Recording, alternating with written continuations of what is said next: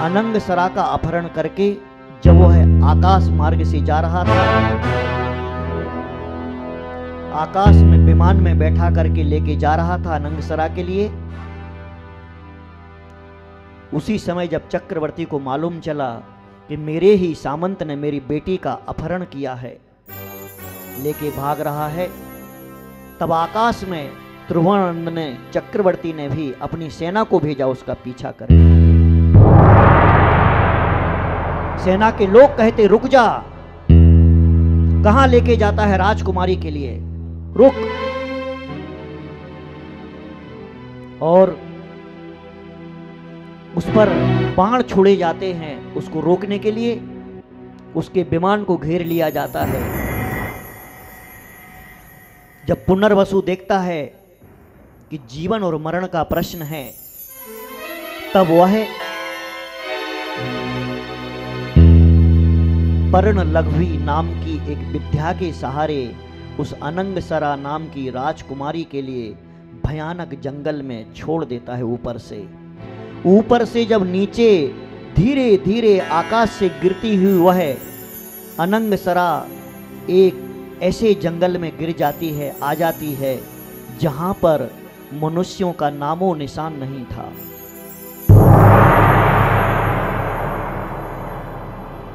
कोई मनुष्य नाम का प्राणी वहां पर नहीं था। महलों में पलने वाली, महलों में रहने वाली राजकुमारी चक्रवर्ती 6 खंड के अधिपति की बेटी, और आज उसे जंगल में छोड़ दिया गया। जंगल में जंगली जानवरों को देख करके वो घबरा जाती है। कहीं से शेर की आवाज आती है, कहीं से चीते की आवाज आती है। उस नई नवेली युवा कन्या को देख करके कहीं से कोई जानवर दौड़ता है, कहीं से हाथी देखती है, बड़े बड़े सांपों को देखती है।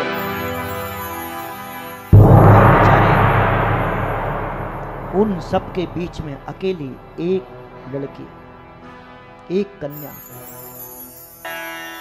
जंगली जानवरों के बीच में वो कैसे रहे।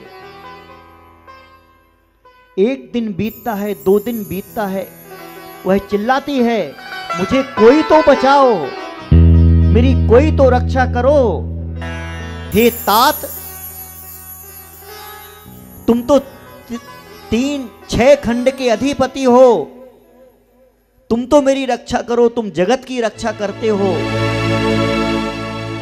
तुम्हारे पास में हजारों हजारों राजा हैं,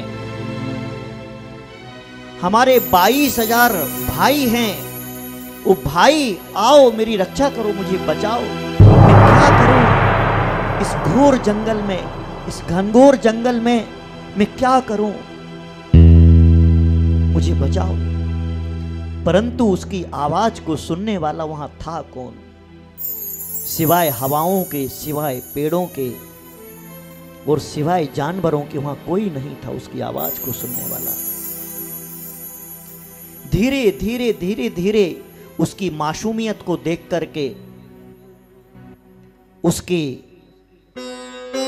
सहनशीलता और धैर्य के कारण छोटे छोटे जानवर, हिरन उसके पास में आने लगे, खरगोश उसके पास में आने लगे, और भी धीरे धीरे जानवर उसके पास में आने लगे। जिन जानवरों से उसको डर लगता था, धीरे धीरे धीरे धीरे उन जानवरों से उसकी मित्रता होने लगी। और अकेली वह राजकुमारी, महलों में चलने वाली, महलों में पलने वाली, आज जंगल में अपना जीवन का निर्वाह कर रही है। इस संसार में, इस जीव के साथ में संसार ऐसा ही भयानक है, और ऐसे ही हम अकेले होते हैं इस संसार में दुखों को भोगने के लिए। एक कष्ट हमें बार बार, अनेक प्रकार के जंगली जानवर हमारे कर्मों के उदय होते हैं विकराल, परंतु जिनकी आस्था और जिनके दिल के अंदर धर्म होता है, उन्हें ये बात समझ में आ जाती है, और किसी को समझ में नहीं आ पाती है। वह अपना जीवन निर्वाह करती है, कहाँ जंगल और कहाँ पर ऐसे भयानक कष्ट, गर्मी का मौसम आता है जिसमें तीव्र तपन सूरज सिर पर चढ़ करके गर्मी फैलाता है। उस गर्मी की भयानक वेदना को वह सहन करती है। बरसात का मौसम आता है, कपड़े नहीं होते हैं उसके पास, भीगी भीगी सी इधर उधर भागती है, कभी पेड़ों के नीचे, कभी पत्थरों के नीचे, कभी यहां छुपती है, कहीं वहां छुपती है, बरसात में भीगती रहती है।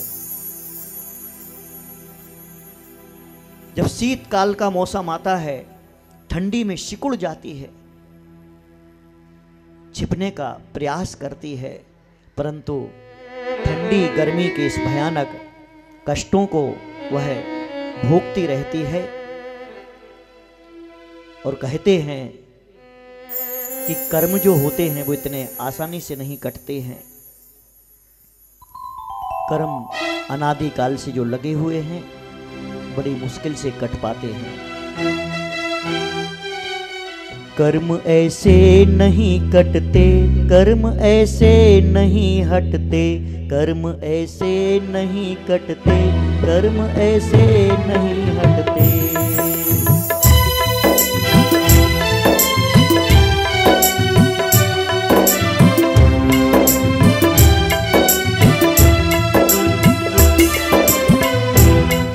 ना जाने किन किन जन्मों में कैसे कर्म है होते,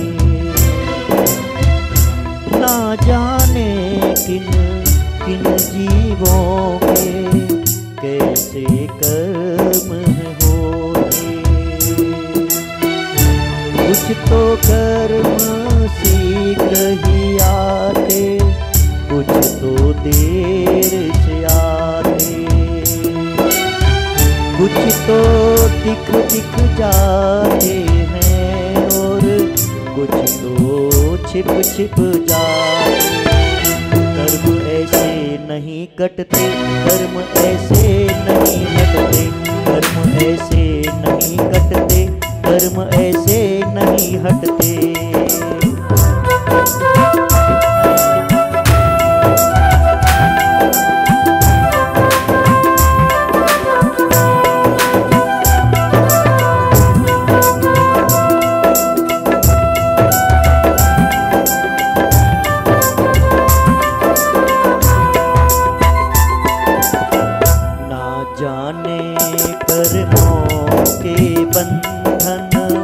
कितने कठिन है होते, ना जाने किन किन हालों में कर्म बीज हैं बोते। कुछ तो हंसते हंसते कटते, कुछ तो भारी रोते, कुछ तो कुछ ते कर जाते, कुछ तो सब हर लेते। कर्म ऐसे नहीं कटते, कर्म ऐसे नहीं हटते, कर्म ऐसे नहीं कटते, कर्म ऐसे नहीं हटते, कर्म ऐसे नहीं कटते, कर्म ऐसे नहीं हटते।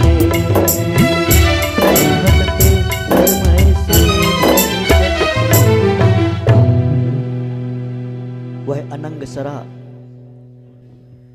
जिसकी कांति को देख करके सौंदर्य में लज्जित हो जाता था, आज उस जंगल में रूखी सूखी चमड़ी के साथ ऐसी धुंधली सी पुतली प्रतीत होती थी।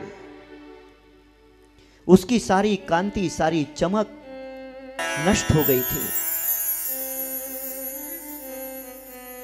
जिसे देखने के लिए लोग तरसते थे, आज वह राजकुमारी लोगों को देखने के लिए तरस रही है। संसार की कितनी विचित्र दशा है। वह उन महादुखों को सहन करती करती उसने विचार करो कि वह अकेली कन्या भरे जंगल में कैसे सहन कर रही होगी दुख। उसके पास में उस समय भी इस जिन शासन की श्रद्धा मन के अंदर बैठी हुई थी, इस धर्म के प्रति उसकी आस्था उसके साथ में थी। वह अकेली नहीं थी, उसका धर्म उसके साथ में था। वह अनंगसरा उस बीच जंगल में अकेली नहीं थी, उसका धर्म, उसकी आस्था, उसका विश्वास उसके साथ में था। वह वहां पर जंगल में रह करके भी शुद्ध प्राशुक उसको जो भी फल फूल जो भी चीजें मिलती थी सिर्फ उनको लेती थी, झरने के बहते हुए पानी को पीती थी। और वह एक उपवास करती थी, एक पारणा करती थी, उपवास करती थी, पारणा करती थी और भगवान की भक्ति में, प्रभु के नाम में लीन रहती थी। जब संसार में आपको लगे कि मेरा कोई सहारा नहीं है, तब एक प्रभु का सहारा और भगवान का सहारा लेना, तब तुम्हारे साथ में भयानक जंगल भी तुम्हारा अपना लगेगा। और अगर धर्म तुम्हारे पास में नहीं है, धर्म तुम्हारा साथी नहीं है, धर्म तुम्हारा मित्र नहीं है, तो घर में भी तुम अपने आप को अकेले महसूस करोगे। इस प्रकार एक उपवास और पारणा करती हुई उस अनंगसरा ने उस भयानक जंगल में 3000 वर्ष बिताए अकेले कष्टों के साथ। 3000 वर्ष की उस कठोर साधना का परिणाम कि एक दिन जब उसने सोचा कि जीवन का अंत होने वाला है और उसने सल्लेखना को धारण कर लिया,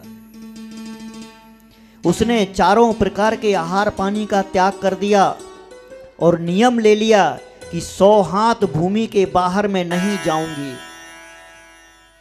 उसका यह दृढ़ निश्चय था कि अब अपने जीवन को पूरी तरह से धर्म के लिए समर्पित कर देना है। अब जो भी होगा मुझसे नहीं, मेरे धर्म से होगा। मेरा कल्याण मुझसे नहीं, मेरे धर्म से होगा।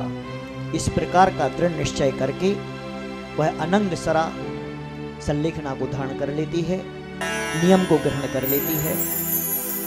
तभी एक घटना घटित होती है कि मेरू पर्वत का दर्शन करके अनंगसरा के पुंडरीक नाम के देश से एक बहुत बड़ा सेठ, लब्धिदास नाम का सेठ मेरू पर्वत के दर्शन करके लौट रहा था और उसने विमान से नीचे देखा कि कोई एक कन्या नीचे बैठी हुई है।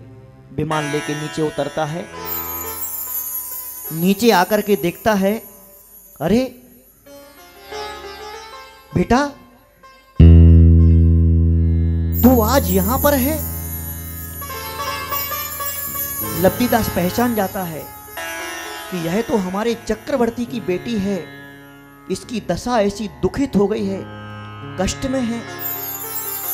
लब्धिदास कहता है, आ बेटा आ, तू तैयार हो जा, मैं तेरे लिए लेके चलता हूं पिता के पास। अनंगसरा हाथ के इशारे से मना कर देती है। लब्धिदास कहता है, बेटा मुझ पे विश्वास कर, मैं तेरे पिता के समान हूं, मैं लेके चलूंगा तेरे लिए, चल मेरे साथ। वह कहती है, नहीं तात, मैं अब तुम्हारे साथ नहीं चल सकती हूं, मैं अब धर्म के साथ चलूंगी। मेरा साथ अब तुम नहीं निभाओगे, मेरा साथ अब सिर्फ धर्म निभाएगा। मना कर देती है, बहुत मनाता है। लब्धिदास की आंखों में से आंसू आ जाते हैं कि चल बेटा, तेरा पिता 3000 वर्ष से तेरा इंतजार कर रहा है, रोज खोजता है कि मेरी बेटी कब वापस लौटे, मेरी बेटी कब वापस आए, और तू तो आज यहां पर इस दशा में है, चल बेटा चल। वह कहती है, तात अभी मैंने अपने आप को धर्म की शरण में दे दिया है, अभी मैं नियम से बद्ध हूं, अभी नहीं जा सकती है। लब्धिदास रोता रोता हुआ वहां से जाता है और शीघ्र जाकर के वापस जब नगर में पहुंचता है, चक्रवर्ती के पास जाता है और हाथ जोड़ करके कहता है, हे स्वामी, तुम्हारी बेटी मिल गई है, तुम्हारी बेटी को मैंने देखा है, चलो जल्दी चलो। एक बार तो किसी को विश्वास नहीं होता। चक्रवर्ती भी बोलता है, तू झूठ बोल रहा है, मजाक कर रहा है, मेरे दुख की घड़ी में आज तू ही मुझसे मजाक कर रहा है। लब्धिदास कहता है, नहीं स्वामी, नहीं स्वामी, मैं अपनी आंखों से देख करके तुम्हारी बेटी को आया हूं, चलो जल्दी चलो, जल्दी चलो। वो बेटी अकेली है और मेरे साथ नहीं आई है, तुम चलो वहां पर। हर्ष से, आनंद से चक्रवर्ती खुश हो जाता है और अपने 22,000 पुत्रों को साथ लेकर के कहता है, चलो हम बेटी को लेकर के आएंगे, हमारी अनंगसरा को लेकर के आएंगे। सभी लोग शीघ्रगामी विमानों में बैठ करके, कई विमानों में बैठ करके वहां पर जाते हैं और जाकर के पहुंचते हैं अनंगसरा के पास।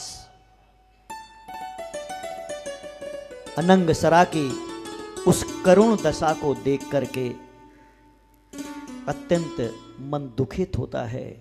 वहां पर वह चक्रवर्ती क्या देखता है, अपनी बेटी को 3000 वर्ष बाद देखा था। भाइयों ने अपनी बहन को 3000 वर्ष बाद देखा था, परंतु क्या देखते हैं कि मेरी बेटी के लिए एक बहुत बड़े अजगर ने निगल लिया है, आधा निगल लिया है, आधी बेटी बची हुई बाहर। इस करुण दृश्य को देख करके चक्रवर्ती की जमीन खिसक जाती है, आंखों से आंसू बहने लगते हैं, हाथ में तलवार ले लेते हैं। बेटी कहती है, पिता ये क्या कर रहे हो? अरे बेटी, मैं तेरी जान बचा रहा हूं, चल मेरी बेटी, तू इतने साल बाद मेरे लिए मिली है। वह कहते हैं, चक्रवर्ती कहते नहीं,